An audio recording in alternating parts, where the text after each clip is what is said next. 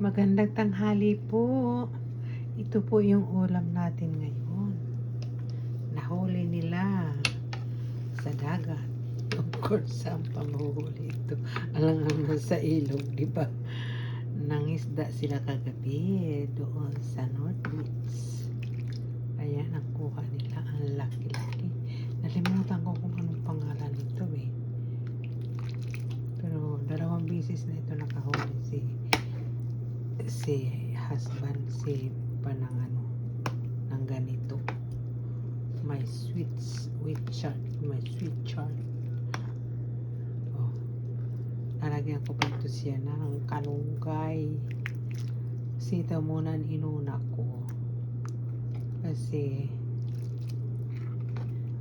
para maluto siya. Tapos may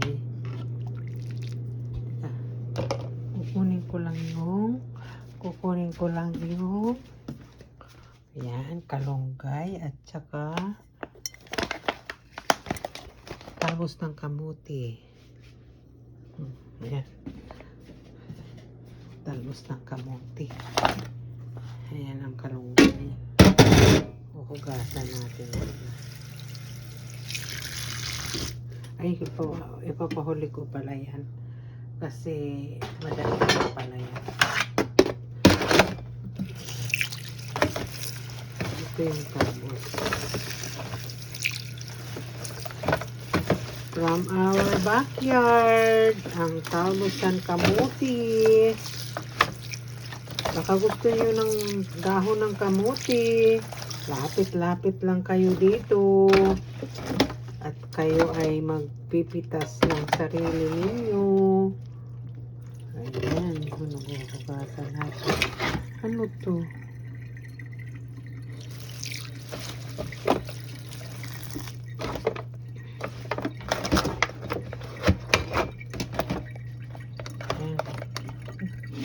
Sariwang-sariwa ang aking kamote. Ang hirap-hirap mag-vegetate. Ilalagay na natin siya dito. Ayan.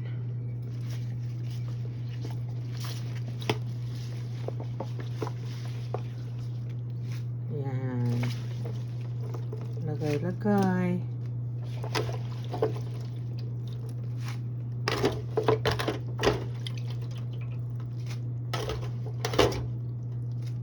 Ayan. Ay, okay. Sorry. Natapon ang akin na tubig. Sorry naman.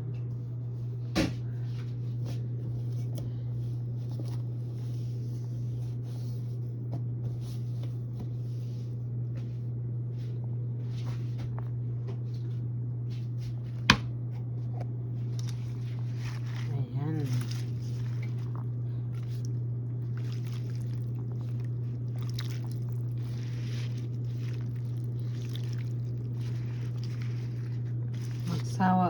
Magsasawa talaga ng pag summer dito talaga.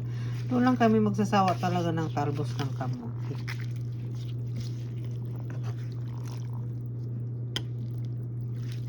Timplahan ko nga.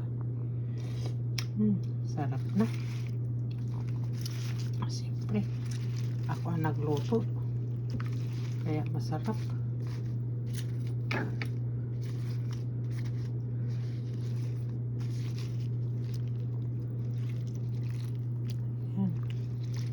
Hindi ko lang ito ganon din ba kayo?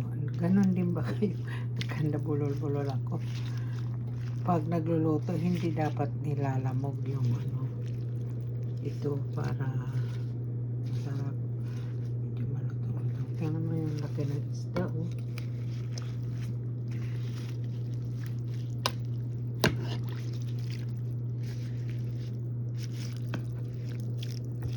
Ayan. Tapos pagkaluto nito, saka ko ilalagay yung malunggay, merengue. Yun nga ba ang English ng malunggay? Merengue. Ang sarap ng merengue.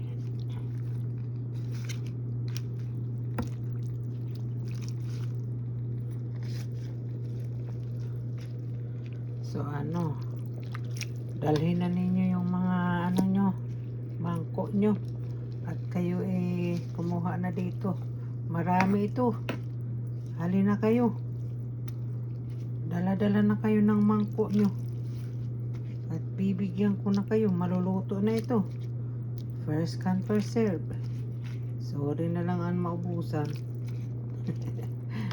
Joke lang.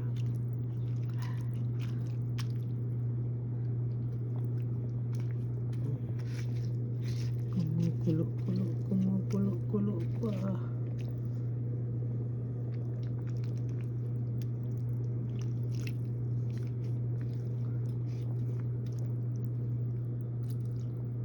One more. Sarap. Thank you for watching. See you in my next cooking. God bless. MMCC, kain na tayo.